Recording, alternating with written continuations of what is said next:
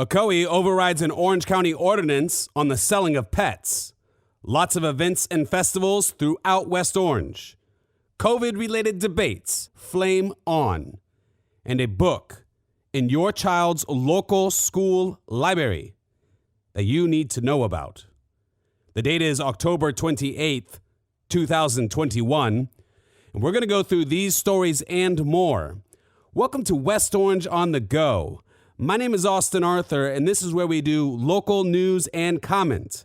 And when I say local news, I mean hyper-local. West Orange. This is your news. We begin in 10 seconds. You're listening to West Orange on the Go. Brought to you by the West Orange Times and Observer. Hosted by Austin Arthur. West Orange on the Go. The PineHills area is set to receive some environmental-friendly upgrades. Last week, the area obtained a $4.3 million grant from the Florida Department of Environmental Protection in order to upgrade homes and offices in the area from septic to sewer. The overall goal is to protect the Ocoee River Basin from septic tank leakage while also creating redevelopment opportunities along PineHills Road. The city of WinterGarden. Now, they have a humongous event going on November 6th. I'm going to tell you about it in a moment. But before that, let me bring you to ChewsAPuppy. After more than a month of discussions at meetings, the Ocoee City Commission finally ended the debate over whether ChewsAPuppy would be exempt from an ordinance banning the sale of puppies within the city. Proponents on both sides of the debate showed up en masse. Orange County Commissioners Nicole Wilson and Emily Bonilla, well, these two commissioners came to the meeting and they rejected the proposal. They said that the proposal contradicts itself on several points and it's unenforceable. The final vote was 3-2 with Firstner and Oliver dissenting. Mayor Rusty Johnson was the deciding vote as he joined Brinson and Wilson in voting for the ordinance. I have to tell you, over the weekend, you're going to see a lot of the cities doing events. You have all kinds of stuff going on in WinterGarden, Windermere, Apopka, Ocoee. The best way you're going to find out where you want to be this weekend, what you want to check out, the best way to do it is by going to orangeobserver.com, looking it up there, or picking up the paper in the big red box. They're all around town. It's a free newspaper. You pick it up and there's a whole section filled with this, okay? All the events, all the details. West Orange Times and Observer is here for you. Whenever you want to know what's going on in the community in terms of family festivals and this sort of thing, you got to check out the paper for that week, okay? So I encourage you to do so, and that's how you do it. One event in West Orange County that I really want you to make sure you go to. It is going to be so big. I don't know if there has been an event downtown WinterGarden this big ever. I mean, at least not in a long time. The city of WinterGarden is hosting a day-long celebration of the community's historic roots. The WinterGarden Fall Heritage and Music Festival will take place on Saturday, November 6th. Now pay attention. Saturday, November 6th. Stop what you're doing right now. Press pause. Whatever you have to do, put that in your calendar. You don't want to miss this event. 8 a.m. till 10 p.m. all day long.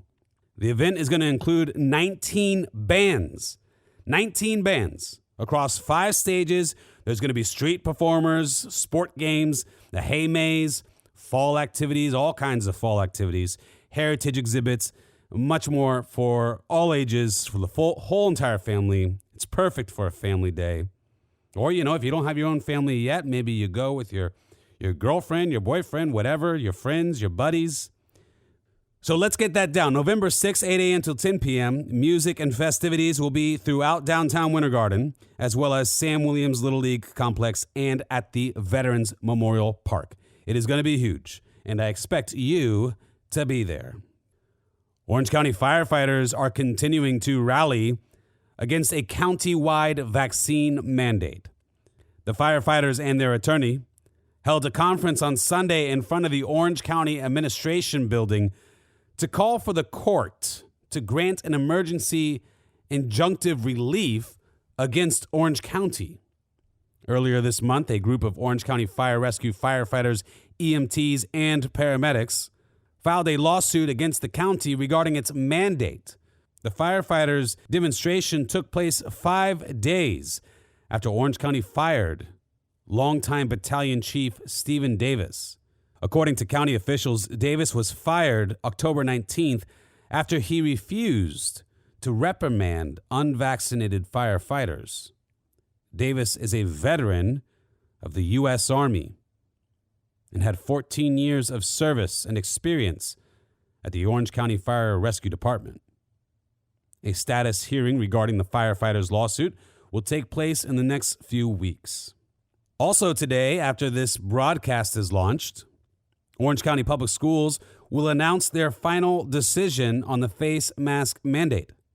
OCPS Superintendent Barbara Jenkins said she will make the final call on whether or not to extend the district-wide mandate. Now keep an eye on the West Orange Times and Observer's Facebook page. We're going to bring you those results right away on that page. So you just keep that page open. You just keep looking on there. You know, we bring news all day long, hyperlocal. Now let's move on to our hyperlocal sports with our sports high five for this week. Number 1. Olympia's cross-country team swept both titles at the Metro West and East Conference Championships. The boys captured their second consecutive title, while the girls won for their first time in 8 years. Number 2. The West Orange football team was crowned the Class 8A district champion after its October 22nd 35-21 win over Osceola. Number 3. Several West Orange County swim teams will compete at the district championship swim meet Thursday, October 28th. That's today. Number 4. Dr. Phillips basketball player Ernest UD Jr. announced October 21st that he will play for the University of Kansas next season. Number 5. In addition to the backyard brawl between West Orange and Olympia, local football action will include Dr. Phillips facing Windermere October 28th.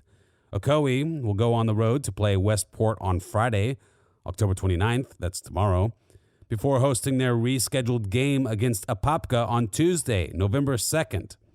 Most of the public school games will be played October 28th, while the private schools will play on October 29th. Now, as always, fans can purchase tickets on the GoFan app. Now, we're about to get into our final story. And before I get into the final story, I'm going to tell you about our longest standing sponsor since the beginning of this young program. Their sponsorship is important with regard to our final story. This is FoundationAcademy. FoundationAcademy is a private school here in West Orange. Education is very important, and sometimes you have to look to the option of private education. Now, it's not always affordable. It's not always feasible. There's great people in our public school system, but sometimes you need to consider the private option. And if that's you, if you're looking at the private option, I recommend not only professionally, because they are a sponsor of this program, but personally. My daughter goes to this school. It's FoundationAcademy, where character matters. Now, this final story, when it first popped up and I saw it come through, I didn't even want to cover it at all. You know, I select what I want to cover. I go through most of the headlines. I decide what I want to cover. I get some recommendations from the editor and publisher. The folks at the West Orange Times and Observer are very good to me. They give me a lot of leeway because this is local news and comment. You see, I make my own comment, my personal subjective comment. But this next story bothered me so much that I didn't want to cover it at all, which is exactly why I had to make it the most important story of the day. At this week's Orange County School Board meeting, Jacob Ingalls was ordered to stop reading from a book. And when he did not, Orange County School Board Chair Teresa Jacobs had him removed by police officers. Now, before I go on with this story, you might want to decide that if you're listening with the kids present, maybe you pause and maybe you listen to it later. Best err on the side of caution. But I will not be reading from this book. I will not be reading any quotes from the book. But nonetheless, the topic is the topic. Now, although parents on both sides of the mask mandate issue attended Tuesday's Orange County School Board meeting, the decision on whether or not to keep the faces covered of students was not the most controversial issue at the meeting. The book, which was found in an Orange County Public Schools high school library, is a graphic novel that contains detailed and graphic depictions of fornication. Not only does it describe things in words, you could go on orangeobserver.com and see a video clip of some quotes from the meeting, but it also has pictures, graphic pictures. Now, the one who was removed, who brought this to the attention of the school board, Jacob Ingalls, this is what he said when he walked up. He said, quote, "I'm going to read a passage of a book that's floating around in your schools that has been banned from many other schools. And as a member of the LGBT community, the fact that this is floating around for children as young as 9th grade is concerning." And he goes on to read from the book. It is very disturbing. A few seconds after Ingalls began reading from the book, Teresa Jacobs interrupted him and pressed further when other members of the audience protested her order for Ingalls to stop reading. Quote, "Sir," she said, "Mr. Ingalls, you're out of order. Remove him from the chambers." She continued, "I understand that the book is in the classroom and that the language he just read is inappropriate for this forum. I understand the contradiction here. This is the first time I've heard of this, and the board has heard of this. We will look into it, and I do hope the book is removed, okay? And if not, we will be back here having this conversation again. But I can guarantee you I did not know that book was in the library." End quote. Now, that is the chair of Orange County School Board, Teresa Jacobs. Officials from Moms for Liberty Orange County, now this is a group who has been active, especially on the mask mandate issue, very prevalent at the meetings. They issued this statement yesterday. Quote, "Moms for Liberty Orange County has lost all faith in the Orange County School Board. When presented with pornographic material, they did not ask the name of the book, what school it was located in, or vow to remove it immediately. Instead, they had the speaker removed with police force. It is clear the Orange County School Board does not have the protection of their students as a priority.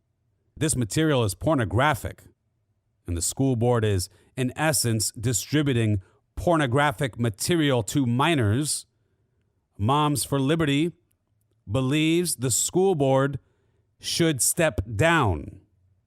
End quote. That's your hyper-local news.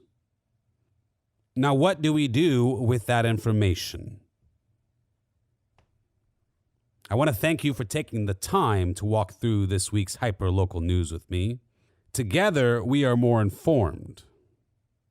I want to hear from you. I want your feedback and your questions. Message me by visiting WestOrangeOnTheGo.com. Also, be sure to check out this post on our Facebook page. Don't forget to save the date.